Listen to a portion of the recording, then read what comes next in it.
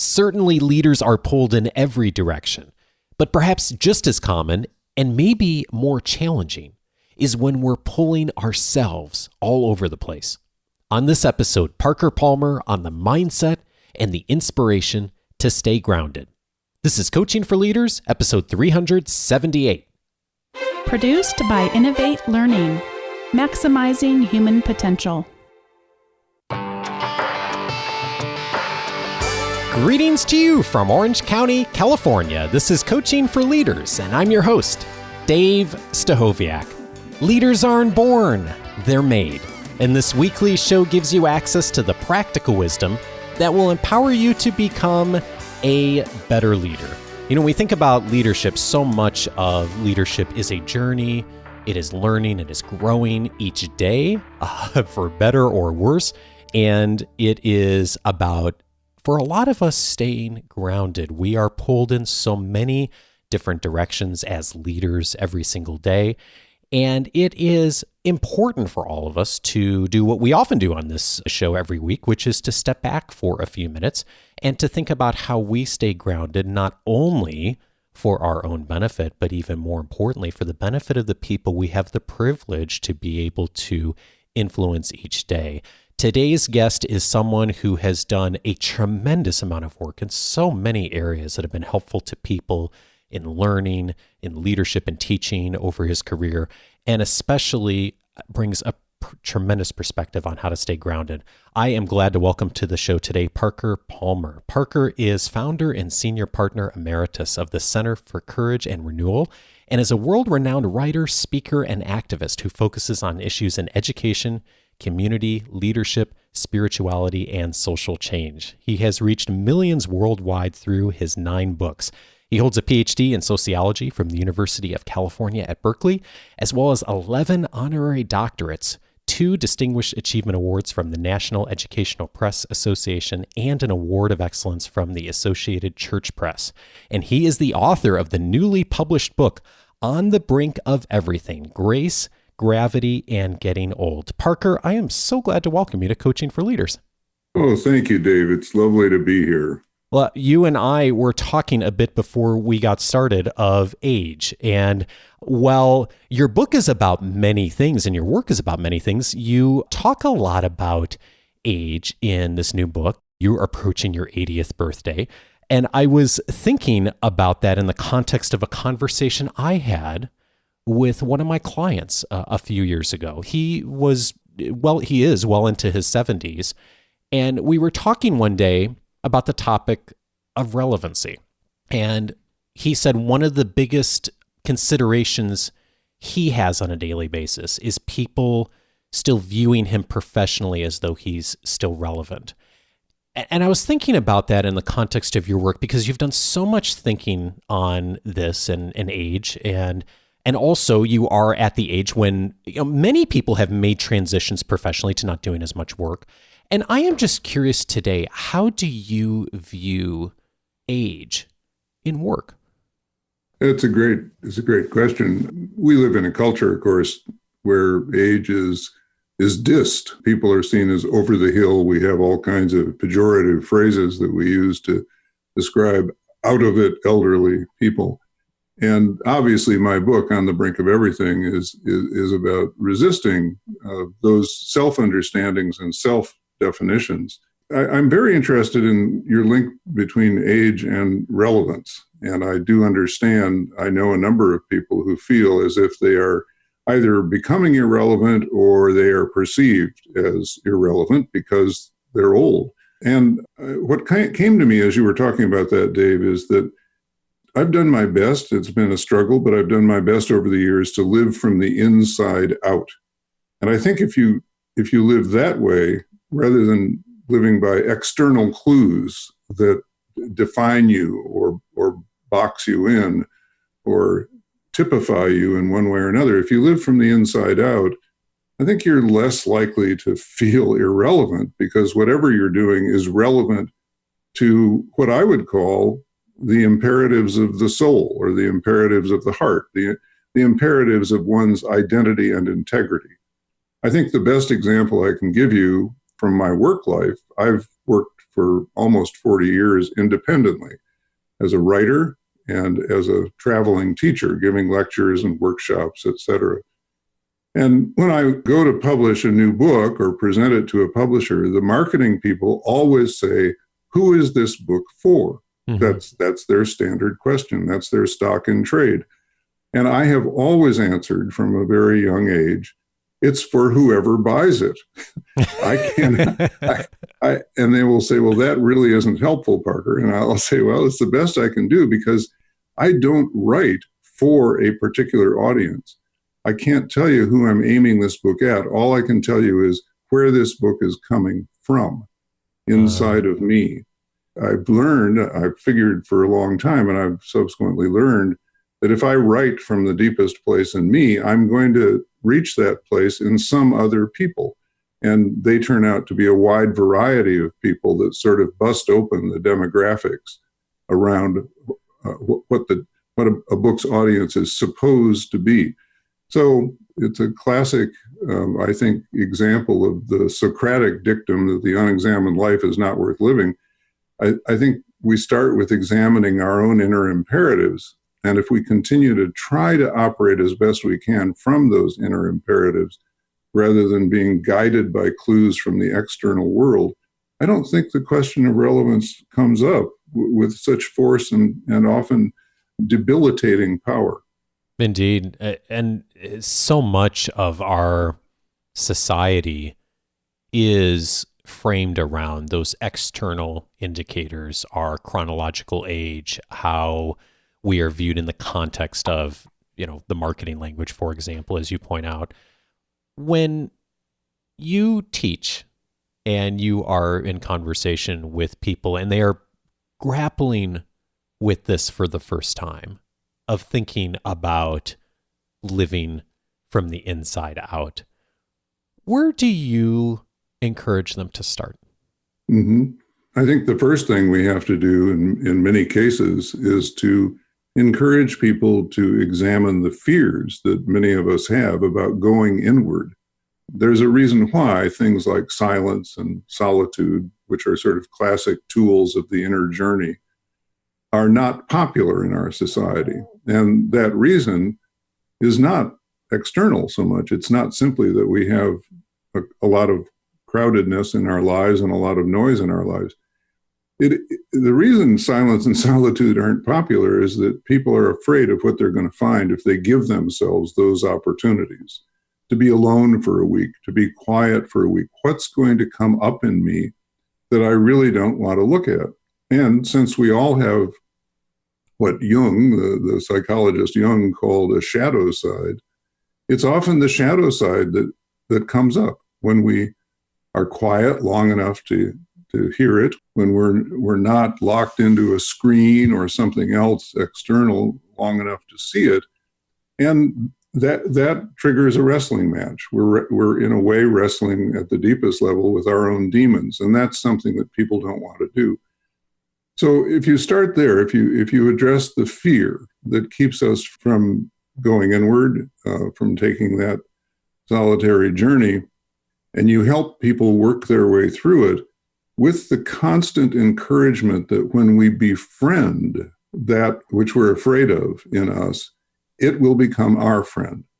As you know, because I've written about this, and I think this may be relevant to some sectors of your audience, I've experienced in my adult life 3 deep dives into clinical depression. And I've written and talked about that for 30 years because I think it's an important word to put out, that this is part of the human experience and it's nothing to be ashamed of. In fact, it can be a gold mine of rich inner learning if you hold it in a courageous way.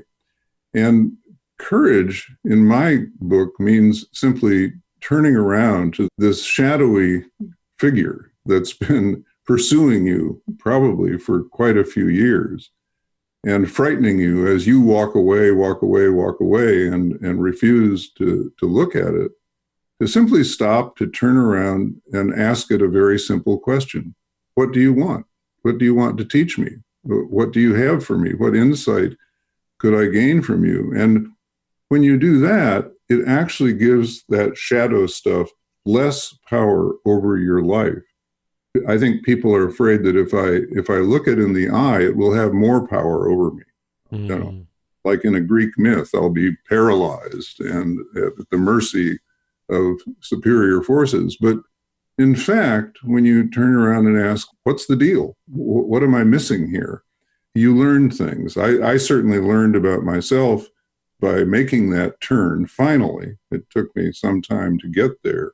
I learned about myself that I was living at altitude, which is always a dangerous place to live because on a regular basis, we fall down. And if you fall down when you're living at altitude, you have a long way to fall and it may kill you.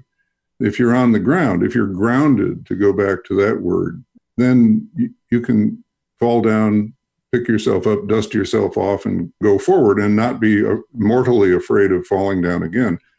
So when I say living at altitude, I mean I was living in the altitude of my intellect. I thought you could solve everything with good ideas. That's not true, no matter how much education you have or how high your IQ is.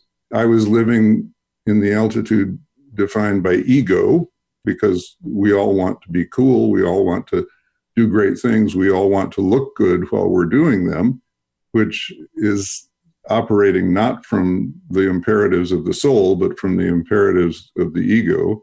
I was also operating from all the oughts in life. I ought to be this way. I ought to do this. And oughts don't work very well if they're not yours to deliver on. My counsel always is, examine your life and find out what values you represent in the actual way you live before you try to tell your life what values it should pursue. Our lives have a certain logic to them.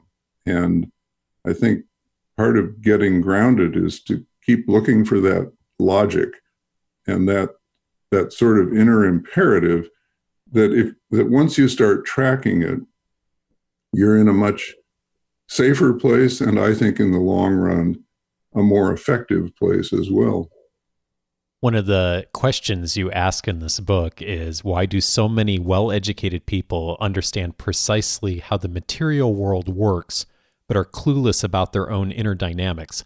And I was thinking about that in the context of what you just said, of this desire we all have as humans to look cool and to fit in and to feel like we've got it all figured out. And one of the things that I really am struck by your work, and particularly reading this book, is how real you are with the struggles you faced, handling depression in your own life.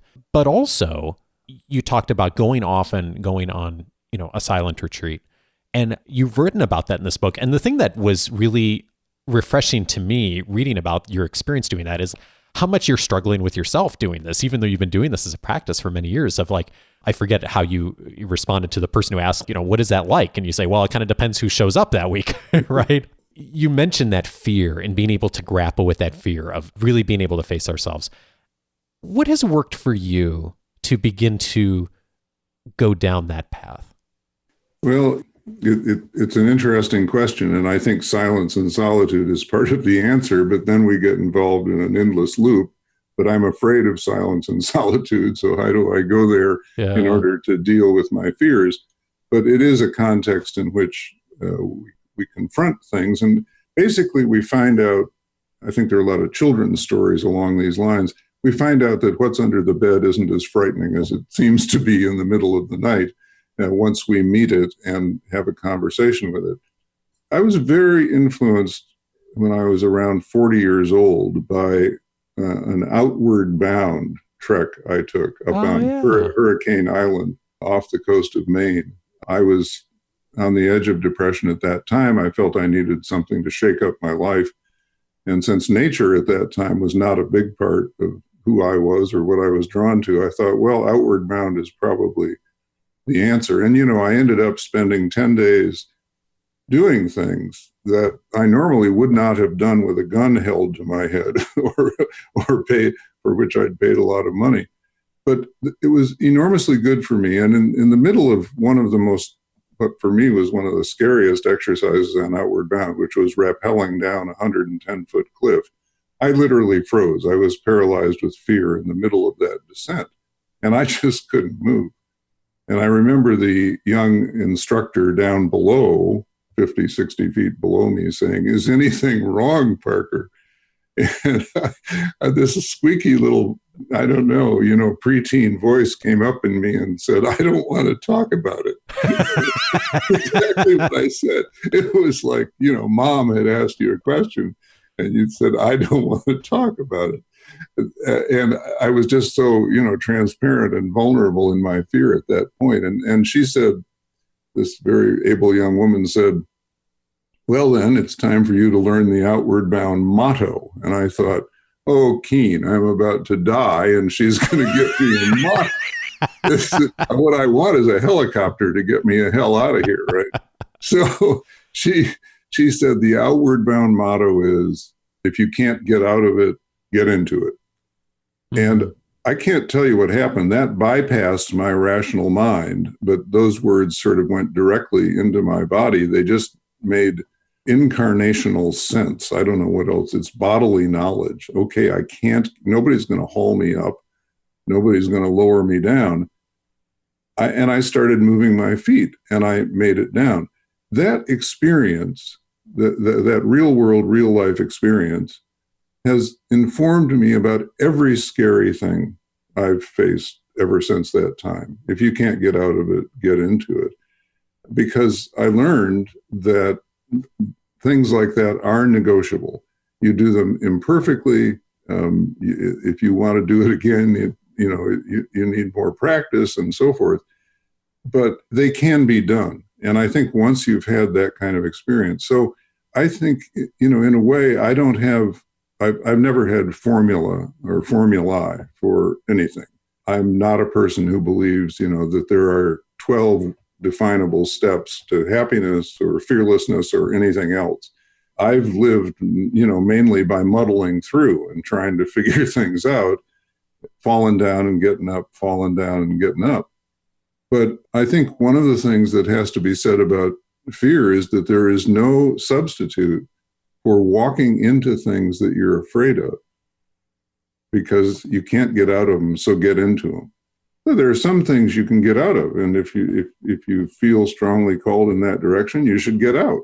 But there are a lot of things in life that you can't get out of. I mean, every parent knows this. Your kids are delightful and charming and fun and this great asset and addition to your life until they get to be teenagers. And then they start to scare the daylights out of you. Well, you can't get out of that, so get into it, Learn what you need to know, have those hard conversations, get help if you need it. When I was reading your book, I happened across another podcast, and there was a conversation about age in the workplace. And it was a beautiful conversation about how what you and I talked about a bit ago of just this societal belief that, once you hit a certain age, you may not have, may not be as relevant in the workplace. And the point was made on this business conversation of the importance and the richness and the diversity of having all ages involved in working on problems and in teams. And something you just said reminded me of one of the points you've made in your work, which is the importance of mentoring. And one of the things you write is, age and experience have taught me that mentoring is not a one-way street. Tell me more about that. Well, as you know, Dave, from the book, I'm a very big fan of deep and meaningful intergenerational relationships. Yeah. And for me, that's one of the things that keeps me alive as an elder and keeps me learning as an elder. Those young people that I work with mentor me as much as I mentor them, and often more, because they live in a world whose horizon I really can't see from where I stand. They know more than I do about what's coming politically, institutionally, relationally, economically, and so forth, because they're in the midst of it. And many of them are innovating and experimenting. I have a wonderful younger friend named Courtney Martin, who wrote a terrific book called The New Better Off, which is aimed at her generation of people of whom it's said they are the first generation in American history who won't be better off than their parents. And she says, well, let's redefine better off, because there are upsides to not depending on the old models of affluence that have to do with community, with sharing, with the richness of life. It's a great book that I highly recommend. So for me, those intergenerational relationships are not only inherently life-giving, but they help me live in a world where that same horizon is coming at me, even though I can't see it as clearly as they can. So I treat them as my advanced scouts, And just a word to the wise about this, a lot of old people feel, but why would a young person have any interest in me? They're doing their own, they're out there doing their own thing.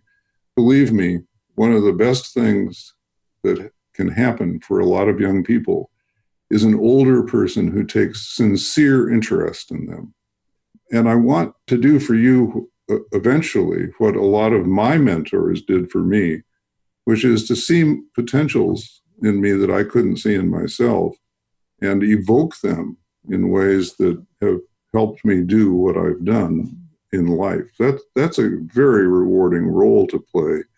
And it is a two-way street. My wife and I attend a church where there is quite a range of ages, and especially of an older population within our church community. And I'm struck by, even within a faith community, how often our relationships are assumed or defined based on ages. And I love your call to us of moving beyond those traditional barriers that I think a lot of us tend to see.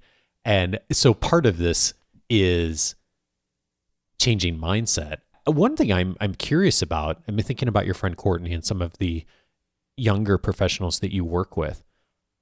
What, if anything, have they changed their mindset on, or have you done in partnership with them where they changed their thinking, where they're able to really learn and receive that mentoring from you? Well, the thing that jumps out at me is how many of them have thanked me. And this is, after assistance, in the course of a sustained relationship where it's not just a one-off session, a conversation or something, but it's actually working together. They've said, one of the big things I've learned from you, Parker, is about patience, is about this simple notion that you can't change the whole world, but you can change what's within 3 feet of you. And that ultimately that's going to be the most satisfying way to live, that I need to stop straining at the bit, stop wrecking my health, stop wrecking my relationships by trying to be the world changer who never was. And I think that older folks who've hung in with whatever can, in fact, teach patience. And I'm not necessarily talking about a professional career, although I've been blessed to have one, but there are grandparents who can teach parents about patience with children and so forth and so on. And so I think that I have helped some of them understand what it means to be in it for the long haul. And again, there aren't 12 steps to learn how to be in it for the long haul, but there are relationships where you model that and transmit that to one another through human relationship.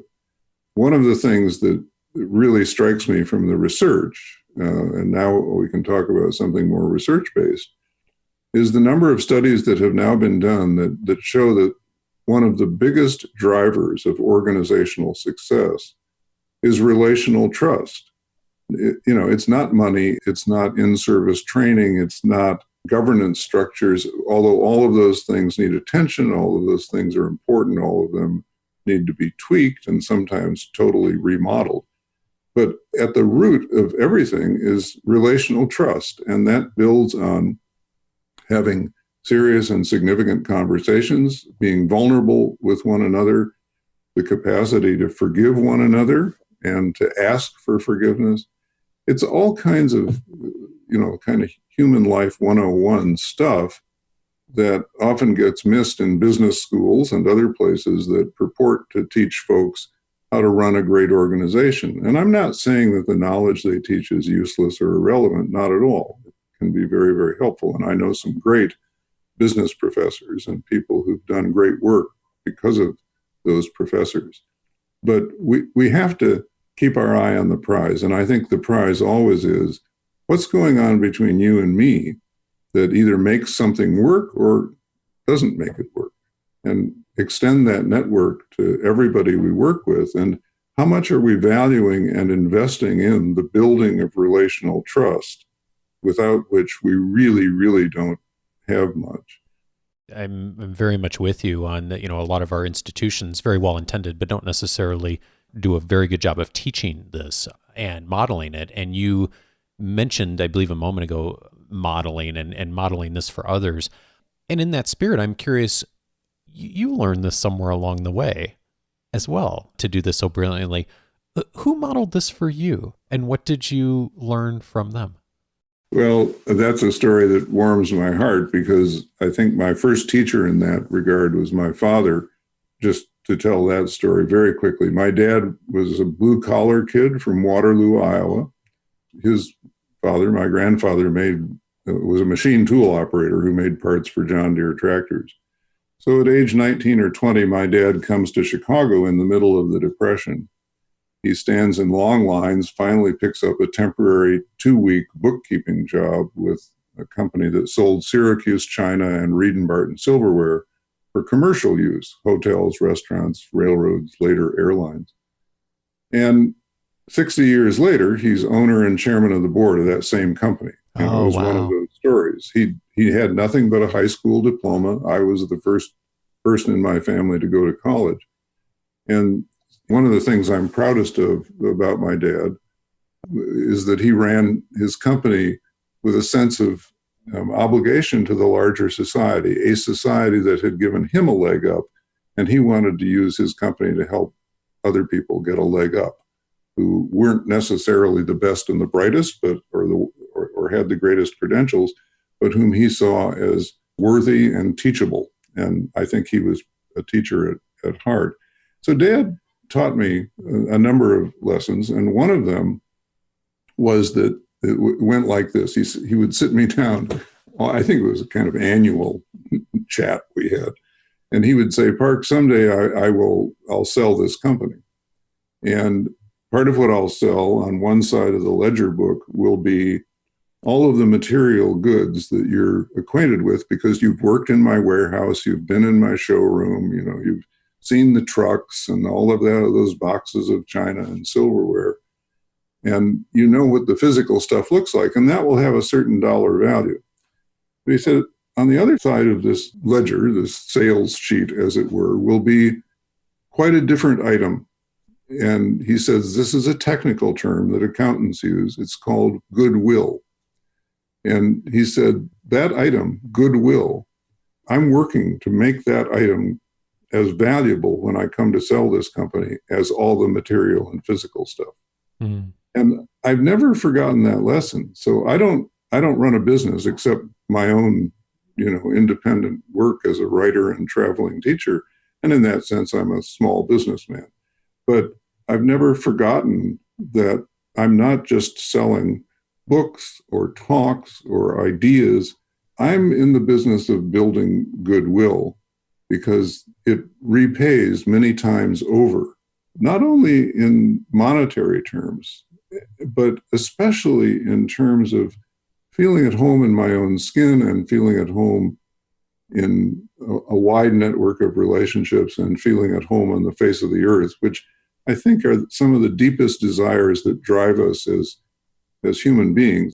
A good checklist is, if you don't feel at home in your own skin, if you don't feel at home in most of your relationships, if you don't feel at home on the face of the earth, it's time to follow that Socratic dictum that the unexamined life is not worth living. Take that inward journey, find out what's going on, and work on it.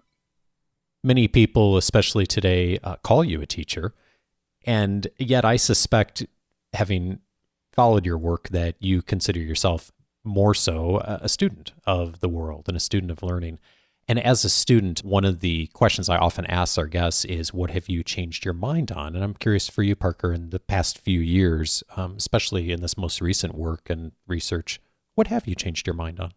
Yeah, well, you're absolutely right, Dave, about the learner thing. As you know, I say in the book, when people ask me, why did you become a writer, or why do you do this kind of teaching? And I'll say, because I was born baffled. I think I came out of the womb, they slapped me into breathing, and I looked around and I said, what the heck is this all about?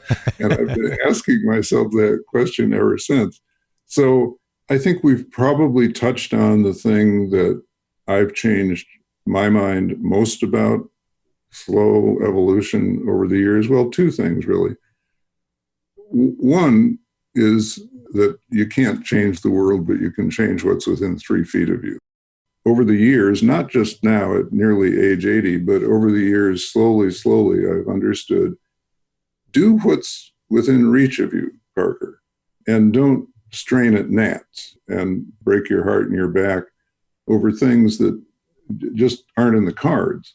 Learn yourself, learn what you have, learn how to play your own instrument, and then learn to play it as well as you possibly can, rather than trying to be the whole orchestra and so forth. So there's that. And another thing that I keep learning is about facing into the shadow. The shadow never goes away. It arises in different ways in different situations. And I think I've become at least a little better. For example, when I feel signs of impending depression, I'm better at picking up those signs. I'm better at getting proactive about them. And by which I mean taking a close look at my life and asking myself, where is that feeling coming from? If I have it at 8 o'clock this morning, my desire is by 8:05 to be asking myself that question. And I'm usually able to find an answer. Okay, it's a truth that I need to speak that has gone unspoken. It's a relationship that I've messed up that needs to be righted, where I need to ask for forgiveness. It's a job I took on that I'm really not qualified to do, or really not interested in doing. I just took it on because. And if I can ask that question by 8:05 or 8:30 or 9 a.m. or even noon, I'm much more likely to be able to get proactive about straightening out whatever it is that has me on the downward skids. There's a lot of poetry in this book, beautiful poetry, yours and the work of others. And one of the poems that really struck me is a poem by Rumi called The Guest House. And I'm wondering if, as we close, you would be willing to share the poem with us. Thanks, Dave. I think that's the perfect choice, The Guest House. This being human is a guest house. Every morning, a new arrival, a joy, a depression, a meanness. Some momentary awareness comes as an unexpected visitor. Welcome and entertain them all. Even if they're a crowd of sorrows who violently sweep your house empty of its furniture, still, treat each guest honorably. He may be clearing you out for some new delight. The dark thought, the shame, the malice, meet them at the door laughing and invite them in. Be grateful for whoever comes, because each has been sent as a guide from beyond. Parker, I think about the story that you told of your dad and the accounting ledger, and the term that many of us heard in accounting called goodwill. And I am so grateful to you in all you have done in your work to share that goodwill and to grow that goodwill for so many of us. Thank you so much for being a leader in your work. And of course, as we talked about, of being a student as well. Well, thank you, Dave. And back at you about the goodwill thing. You build a lot of it too. Parker Palmer is the author of On the Brink of Everything, Grace, Gravity, and Getting Old. Thank you, Parker.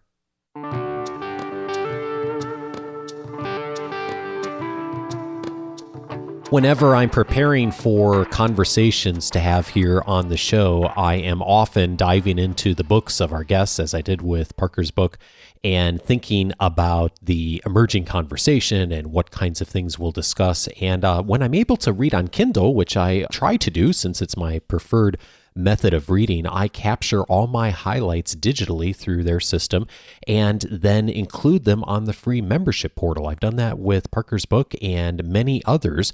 So if you haven't already activated your membership by going to coachingforleaders.com, please do so. You'll get access not only to the highlights of everything that I found that was of interest to me when I read through Parker's work, but also all of the past highlights on the book notes button on the website. So find that both in the show notes, the link there.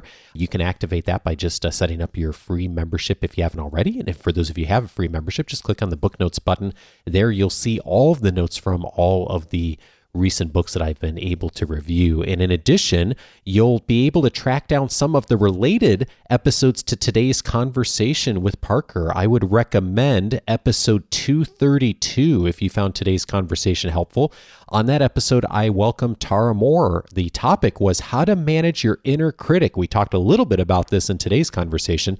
Tara and I did a deep dive on that topic specifically, talked about how she works with clients in order to help them to name and recognize their inner critics and also to help to navigate around them. She has so many helpful tactics on that episode of how you even give your inner critic a character, start to think about what are the common things you hear from them. It's so many people reach out to me that have mentioned over the years that episode was really helpful. So again, that's episode 232. Also, of value to you will be episode 308, The Power of Solitude. Mike Irwin was my guest on that episode. We talked about the importance as leaders of stepping away and making time to be able to sometimes do deep work, as Cal Newport has talked about when he's been on the show, but more importantly, perhaps, of just having time to stop and to give a space and to think. And we talked about that a bit in today's conversation. If that inspired you to potentially do a bit more of that, episode 308 is a great place for you to dive in. And then finally, I'd recommend episode 363, The Path of Humble Leadership. Edgar Schein and Peter Schein were my guests on that episode.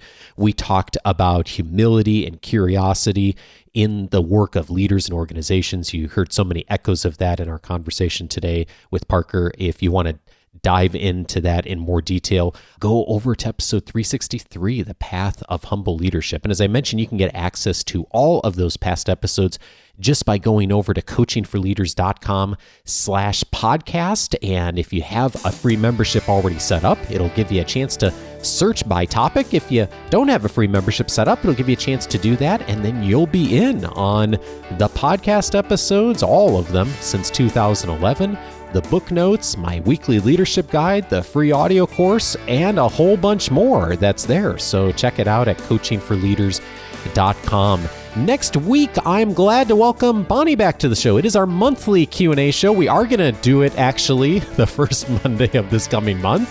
You got a little off schedule last month, but we have lots of questions to respond to. So if you have a question, not too late to get it in for consideration, go to coachingforleaders.com/feedback, either for this coming Monday show or the first Monday of every month when we respond to questions. Have a fabulous week and see you next week with Bonnie. Take care.